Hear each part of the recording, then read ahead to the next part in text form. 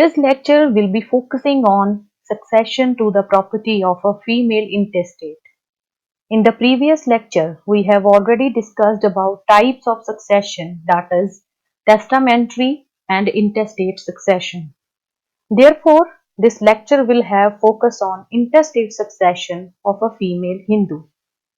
Before discussing the provisions of Hindu Succession Act 1956, we'll have a glance of general overview of pre-1956 position regarding this concept.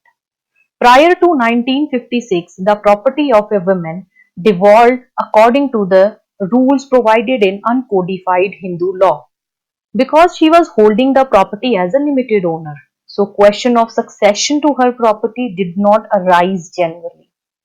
Reason behind that was after the death of female, her limited interest over the property was terminated and that property normally revert back to collaterals. The two statutes, namely, you can see in the slide that the Hindu Law of Inheritance Amendment Act 1929 and Hindu Women's Right to Property Act 1927 have done significant role in framing provisions of Hindu Succession Act 1956. The provision of this act will apply to absolute property of a female, meaning thereby that the property over which she has full rights. It can also be the undivided interest in the Mitakshara coparcenary. Like a Hindu male, she also has a power to execute a will of her property. As like heirs of Hindu male, heirs of Hindu female are also categorized under three different heads. A specific scheme has also been there regarding the classification of property of a female. So first of all, we'll discuss the classification of heir is like children and husband, heirs of husband, father and mother, and heirs of father and mother. Now coming towards that her property is also divided into three broad categories.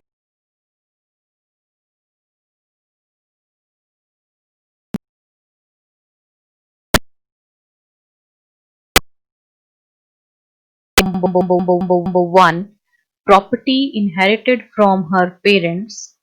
Number two, property inherited from her husband or her father-in-law. Number three, any other property or general property.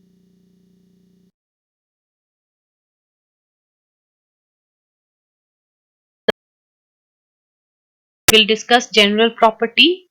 It includes the property received from any other relation via device like gift, sale, will, etc.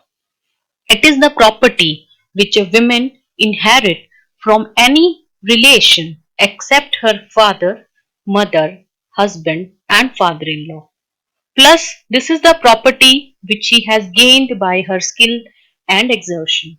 You can see the examples in the slide like property received from a friend or relative, inherited from a brother or sister, brother as a sister, inherited from husband's brother as his brother's widow. So now coming towards the succession to general property. The succession of general property of a female intestate is governed by section 15 subsection 1. The section provides list of heirs among whom her general property will devolve after her death. There are 6 types of entries in which it is provided that how the property will devolve upon. Each previous entry will exclude the subsequent entry. So first of all, after the death of the women, the property will devolve among her children, be it son or daughter. You can see here firstly upon sons and daughters, including children of any predeceased son or daughter and the husband. So in this category, children related to uterine blood are included. Here in this category, stepchildren of a lady will be excluded. They will get a share in the next entry as heirs of husband. Therefore, if a lady dies leaving behind 2 children, say one son and daughter, plus her husband. Upon her death, the property will be distributed in three parts that will be one third share for each of.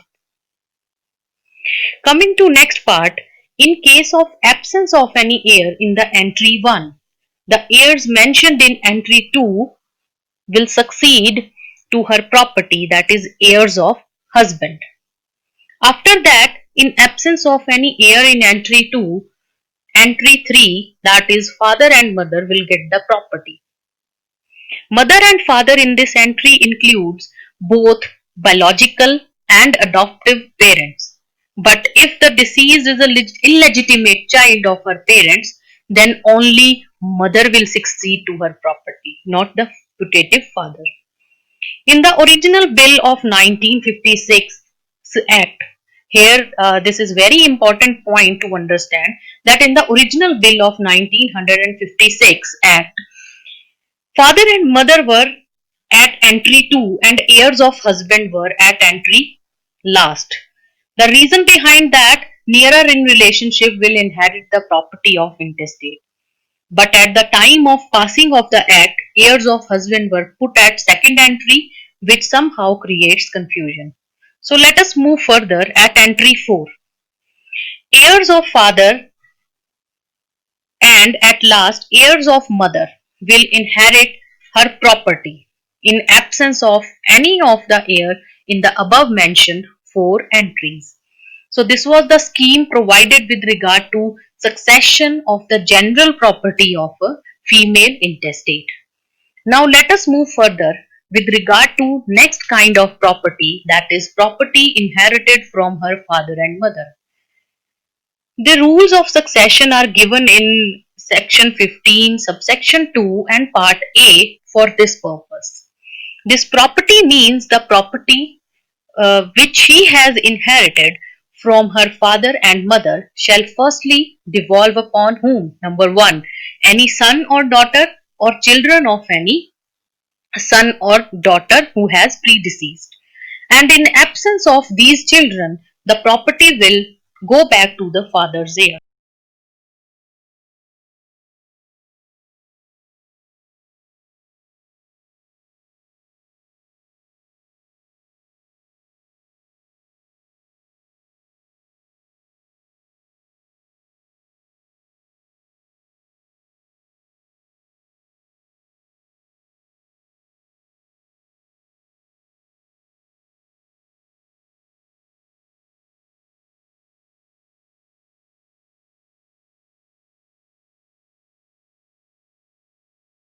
Is inherited by her from her husband or father-in-law, then, as per the scheme of succession which has been provided under section 15, subsection 2, part B, the property firstly will devolve upon her children or children of her predeceased son and daughter.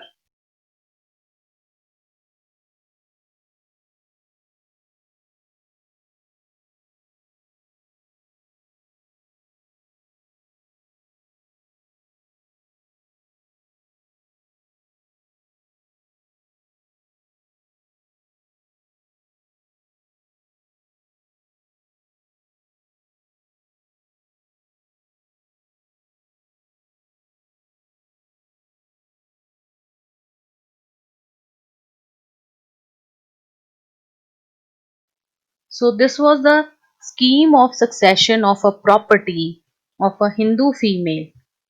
Hope you have understood the scheme. Thanks for listening. Stay safe and healthy. Have a good day.